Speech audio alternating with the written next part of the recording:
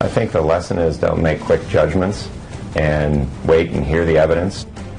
Well, for the first time in nearly 40 years, an accused cop killer is acquitted by a jury. Thanks for tuning in to 2 News at 5 today. The man accused of killing Millard County Deputy Josie Fox was acquitted by a jury on Friday, but that doesn't necessarily mean that he's a free man just yet.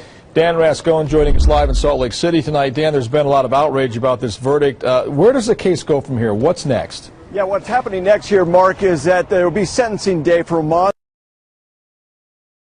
And that 2 lesser crimes there.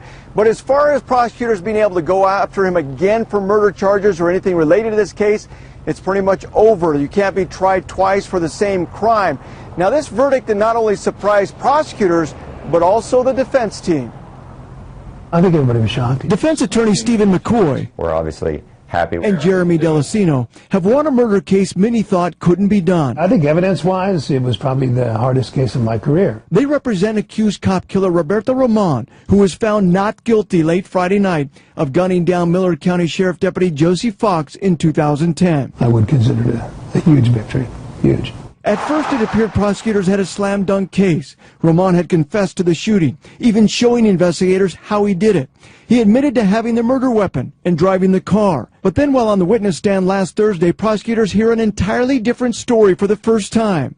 Roman says he didn't shoot Deputy Fox, but her own brother, Ryan Greathouse, did after a drug deal. That was enough to put doubt in the jury's head. I think the lesson is don't make quick judgments and wait and hear the evidence. They found that the prosecution hadn't presented enough evidence to convince them beyond a reasonable doubt. It doesn't mean he didn't do it. It means we didn't prove our case. Utah's top prosecutor, Mark Shurtleff, isn't happy about the verdict, and he expressed his emotions during the annual motorcycle ride for officers killed in the line of duty on Sunday. There's no justice when a cop killer walks free. We're convinced, and I'm convinced, that Roman murdered Deputy Fox. Did prosecutors mess up?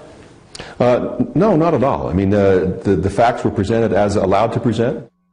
Now, Shurtleff says he does plan to meet with federal prosecutors.